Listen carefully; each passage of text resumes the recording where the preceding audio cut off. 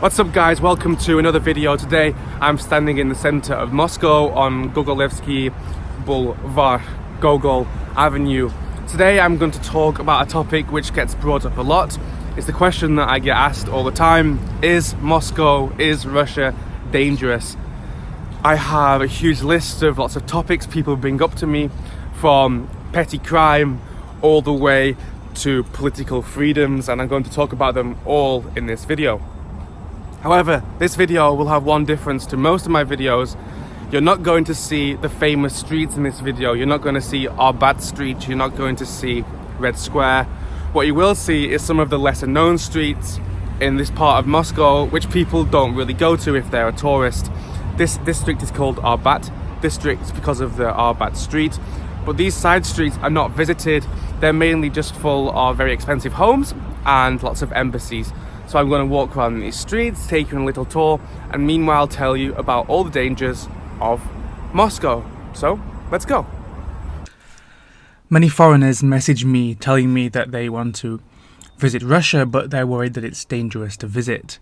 Many of them have read news online or heard some horror stories from friends and family and are worried that it may not be a good idea. Therefore, I've decided to make this video about the dangers of Russia, just to separate fact from fiction and help you make up your own mind whether or not you want to visit the Russian Federation. Okay, so the first topic is crime. Russia is no longer a country controlled by an all-powerful mafia in the classic sense. As a tourist, you would be very, very unlucky to experience any crime whatsoever. Petty crime in Moscow, for example, does exist, but no more or no less than any other major city around the world. As long as you're sensible and vigilant, then you'll be perfectly fine. The same advice applies here as it does everywhere. Be careful with your belongings, be careful when drunk, be careful not to attract any undue attention to yourself, the same as in any big city. But I must say that in terms of low-level petty street crime, I feel far safer in Moscow than I ever did in London. Like I said already, just use common sense. Any ordinary tourist is very, very, very unlikely to get mixed up with any crime unless that tourist goes looking for it. Of course, if you go to purposely seek trouble, then you can find it. In terms of other crime other than petty crime, I would say that as a foreigner or tourist, you need not worry. Russia is getting safer and safer. Laws and government regulations are much stronger now than they were in the 90s, and especially since Putin became president. His most favourable attribute in the eyes of Russians is how he has dealt with crime. Murder rate is down 70% since 2006. Rampant drug use caused by unsecured borders after the fall of the Soviet Union has dropped sharply. You shouldn't be personally affected by drugs or violent crime unless you choose to get involved yourself. Other crimes such as human trafficking and arms trafficking, as well as corruption, are probably a bigger problem here than in your home country, but again, this is very, very, very unlikely to affect you. In conclusion, Russia is not crime-free, but is very, very safe for Muscovites and tourists alike, and you should have absolutely no worries about crime when you come to visit. Okay, the second topic I want to talk about is health. There are no mandatory vaccines for travel to Russia, but of course make sure you are up to date. Purchase comprehensive medical insurance before visiting, as English-speaking Western-style clinics are very, very expensive. There are no particular worries about specific illnesses here, but something to take note of is the rate of HIV and AIDS in Russia is much higher than in Western Europe. Because of this, you should take normal, safe sex precautions just like you would anywhere in the world, and of course, do not use intravenous drugs. The HIV problem in Russia is mainly from drug use. This isn't particularly Russia-based advice, just advice when travelling anywhere, but you should consider it coming here. Another disease to think about here in Russia is encephalitis, I think I pronounced that correctly, which you can catch from ticks. If you intend to leave the cities and go camping in the countryside here, maybe consider getting vaccinated for it. One thing you should know is that there is an abundance of pharmacies here and everywhere in Russia, and you should have absolutely no problem at all buying medicine in case you get ill. They basically have everything you could want, and it's not so expensive either. The third topic is a bit more of a warning than anything else. In my humble opinion, by far the greatest danger in Russia is that you might lose your passport. Do not, in any circumstances, lose your passport. It's the worst thing you can do in Russia. It's a vital piece of documentation. This is because you've lost your visa too, and likely your migration card. These things are all vital.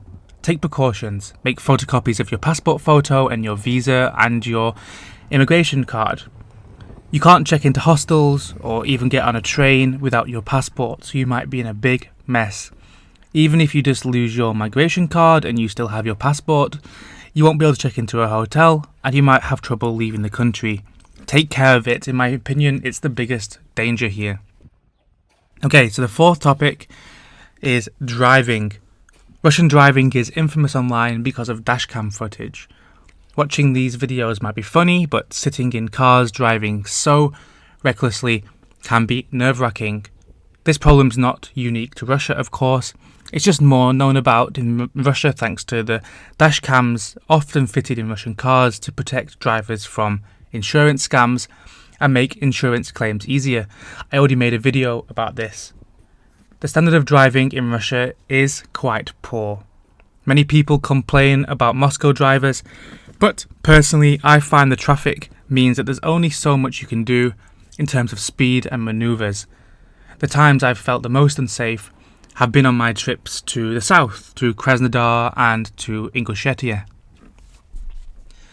Road safety here is quite poor. According to statistics by the Directorate for Road Traffic Safety here in Russia, there were over 169,000 road traffic accidents in Russia in 2017, causing over 19,000 deaths and 215,000 injuries.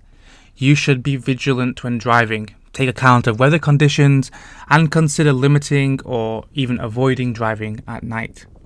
But one good thing, it's a common practice here for traffic police to stop motorists for spot checks. There is a zero tolerance policy towards drink driving. The threshold is much lower than in most Western countries. The fifth topic is terrorism. There have been several terrorist attacks in Russia which have made international headlines. These high-profile cases include suicide bombers in Moscow, including on the metro in 2001, 2003 and 2004, a bomb on the St. Petersburg metro in 2017, bombings of apartment blocks in Moscow and Volgodonsk in 1999, hijacking and bombing of planes in 2004, siege of a Moscow theatre in 2002, etc., etc. There are plenty more examples of terrorism here. Since December 2017, Russian security forces have disrupted several plots in major Russian cities, including Moscow, St. Petersburg, Nizhny Novgorod, and Stavropol. These plots are reported to have targeted public transport and crowded places. So, is there a danger of terrorism in Russia? Yes. However, there's a heightened threat of terrorist activity globally. There's a very low chance you'll encounter any type of terrorism in Russia at all, especially if you're not in the North Caucasus. Russian police are everywhere and security is a big focus in Russia. I have never once felt like I was at risk of a terrorist attack, and in my opinion, if you don't want to come to Russia because of terrorism, then you really shouldn't travel anywhere at all. The risk is the same all over Europe. So, in my opinion, there's absolutely no need to be concerned. The sixth topic is something I get asked about often by Americans, and that is racism. Most visitors experience no difficulty at all. Russia is frequently portrayed in the West as a racist country. There's sadly no denying that to a certain extent it's true with certain groups, but these extremist groups do not represent the views of the vast majority of Russians. Racism I've seen in Russia takes the form of non-politically correct language, which in the West is seen as racist, but over here doesn't have the same connotation. The words here are rarely heard in an aggressive way. It's important to remember that political correctness here just doesn't exist. The people most likely to encounter racism are Caucasians, not white people, people from the Caucasus, and Central Asians. Asian tourists may be mistaken for Caucasians or Central Asians and may find themselves being stopped by police. Provided your documents are in place, this should not become anything more than an annoyance. For black people, Russia has a similar word to the N-word in the Russian language, which is often used to describe a black person but does not have the same racist connotations it has in English. Although, nevertheless, some Russians refrain from using it, understanding the confusion and the offence it may cause. Black visitors to Russia will probably experience people staring at them, but little else. However, of course, I am not black, I am a Slavic passing white European, and subsequently I might be way off with my descriptions and my assumptions, but it's just my personal experience. Overall, I'd say it's not perfect, you may feel uncomfortable here, but your overall safety won't be in danger. The seventh topic is homophobia. Many Westerners believe being gay is illegal in Russia, but it's not true. However, Russia is a country with conservative traditional values and often displays of homosexual activity. Even holding hands and kissing is not welcome in public, and you will get looks and maybe even heckles. There's a law against what is called gay propaganda, meaning any display of homosexuality in public could be prosecuted, especially in the view of a child. Homosexuality is of course a thing here in Russia as it is everywhere else, but is much more underground. There are many gay clubs in Russia's big cities, and here in Moscow everyone knows about Central Station or Sunday nights at Propaganda. They are common knowledge and perfectly legal and safe. On the other hand, I would say that a majority of people in Russia are homophobic. Despite this, very few will do anything other than keep it inside their heads. Some will make gay jokes. I consider these jokes to be unacceptable and often offensive, and to be honest, quite hard to hear with a 2019 Western ear. I have personally ended friendships in Russia because of homophobic views which I considered unacceptable. I have also done the same with friends who were misogynist or racist. However, if you are gay in Russia, your physical safety likely will not be at risk. Act as you would in any other conservative and religious country, but the truth of the matter is that homosexuals visiting Russia are unlikely to experience any problems.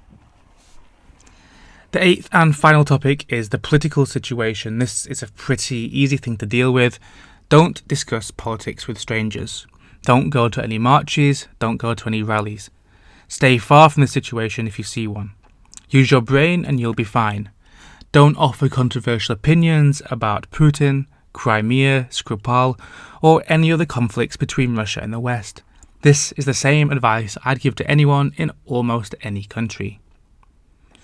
Overall, despite the strain in relations with the West, Russia is generally a safe country for which to travel.